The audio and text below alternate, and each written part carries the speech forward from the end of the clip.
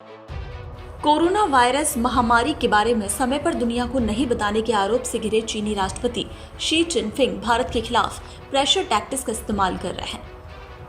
लेकिन WHO से लेकर कई अन्य मंचों तक भारत ने चीन के लिए ऐसा चक्रव्यूह तैयार किया है जिससे उसका निकलना मुश्किल है। भारत ने लद्दाख सीमा पर बॉर्डर इंफ्रास्ट्रक्चर काफी मजबूत कर लिया है। इससे चीन बुरी तरह से तिलमिलाया हुआ है। भारत लद्दाख से लेकर अरुणाचल तक 3488 किलोमीटर लंबे लाइन ऑफ एक्चुअल कंट्रोल की ऊंचाई वाले विवादित क्षेत्रों में रोड और एयर कनेक्टिविटी के मामले में चीन के दबदबे को लगातार चुनौती दे रहा है। विश्व स्वास्थ्य संगठन के एग्जीक्यूटिव बोर्ड की कमान भारत के हाथ में आ चुकी है। कोरोना वायरस की शुरुआत चीन के वुहान शहर से हुई।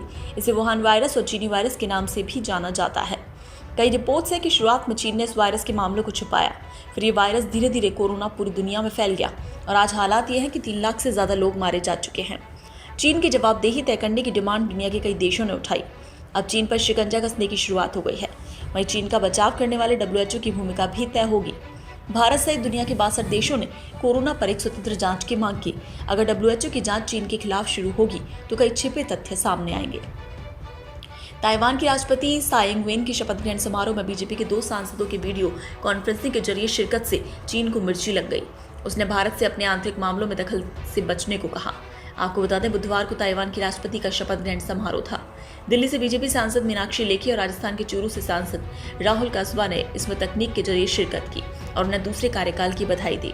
इस समारोह में शामिल हुए 41 देशों की 92 हस्तियां। ताइवान के राष्ट्रपति के शपथ समारोह में 41 देशों की 92 हस्तियों ने वीडियो कॉन्फ्रेंसिंग के जरिए शिरकत की थी। इस समारोह में भारत से 2 सांसदों के अलावा अमेरिका के विदेश मंत्री माइक पॉम्पियो भी शामिल थे। ताइवान की आजादी की समर्थक त्साई इंग-वेन ने हाल में दूसरी बार राष्ट्रपति पद की शपथ ली। ताइवान के अमेरिका का भी समर्थन हासिल है। ऐसे में भारत यहां भी चीन के खिलाफ चक्रव्यूह बना सकता है। साउथ चाइना सी में तेल के उत्खनन को लेकर चीन और मलेशिया में जारी टकराव के बीच अमेरिका और ऑस्ट्रेलिया के साथ साथ चीन के जंगी जहाज भी पहुंच गए।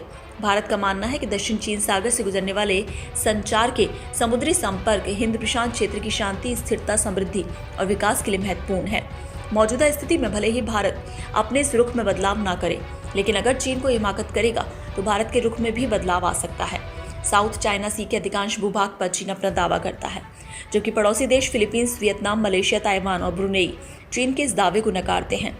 हाल ही में चीन के बढ़ते दखल को देखते हुए इंडोनेशिया ने दक्षिणी चीन सागर में मौजूद एक द्वीप पर अपने लड़ाकू विमानों को तैनात कर दिया था। चीन से दुनिया का पसंदीदा मैन्युफैक्चरिंग हब होने का तमगा छीनने के कगार पर है।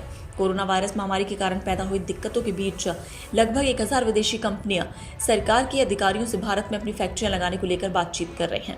इनमें से कम 300 कंपनियां mobile electronics, medical devices, textiles और सिंथेटिक फैब्रिक्स के क्षेत्र में भारत में फैक्ट्रियां लगाने के लिए सरकार से सक्रिय रूप से संपर्क में हैं। अगर बातचीत सफल होती है तो ये चीन के लिए बहुत बड़ा झटका होगा।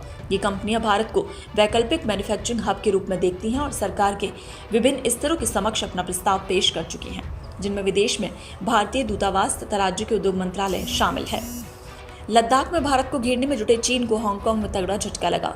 कई बार हिंसक हो चुके विरोध प्रदर्शनों को ध्यान में रखते हुए चीनी सरकार ने हांगकांग के लिए नेशनल सिक्योरिटी कानून को संसद में पेश किया, जिसके खिलाफ हांगकांग में सड़कों पर लाखों लोग उग्र प्रदर्शन कर रहे हैं। वहीं चीन समर्थित पुलिस लोकतंत्र की मांग कर रहे प्रदर्शनकारियों का सख्ती के साथ दमन कर रही है। ब्यूरो रिपोर्ट, पत्रिका टीवी।